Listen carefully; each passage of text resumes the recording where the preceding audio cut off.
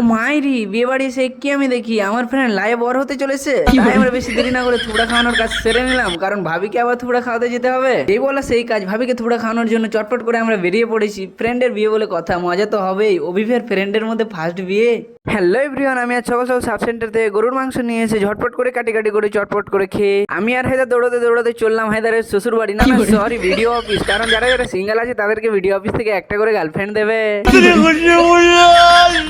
ও মাইরি, এত সুন্দর সুযোগ ছাড়া যায় নাকি? ঠিক তখনই আমাদের লাথি মেরে পাঠিয়ে দিল আর বললো যা গিয়ে আধার কার্ড আর সিঙ্গেল সার্টিফিকেটের জেরক্স নিয়ে আই।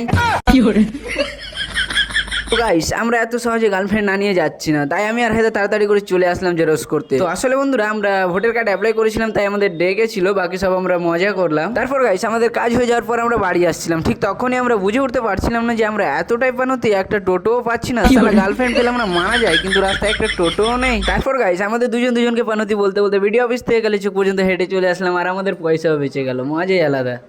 তারপর গাইস দোকানে এসে আমি একটু মোবাইল দেখছিলাম, ঠিক তখনই দেখি সাহেব ফ্রেন্ডের কল আসলো।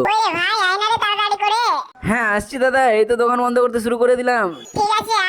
ঠিক আছে। তো আসলে বন্ধুরা, আমি আজ ভুলেই গিয়েছিলাম যে আমার দাদার আজ গায়ে হলুদ আছে। তারপর আমি আর হায়দার দেরি না করে লেজ উঠাতে উঠাতে চলে আসলাম বিয়ে বাড়ি, কারণ ফ্রেন্ডের বিয়ে বলে কথা, এই সুযোগ হাত ছাড়া করা যাবে না। ও মাইরি বিয়ে বাড়ি এসে কি আমি দেখি আমার ফ্রেন্ড লাইভ বর হতে চলেছে। তাই আমরা বেশি দেরি না করে থুবড়া খাওয়ানোর কাজ সেরে নিলাম, কারণ ভাবিকে আবার থুবড়া খাওয়াতে যেতে হবে। এই বলা সেই কাজ, ভাবিকে থুবড়া খাওয়ানোর জন্য চটপট করে আমরা বেরিয়ে পড়েছি। ফ্রেন্ডের বিয়ে বলে কথা, মজা তো হবেই। অভিভের ফ্রেন্ডের মধ্যে ফার্স্ট বিয়ে।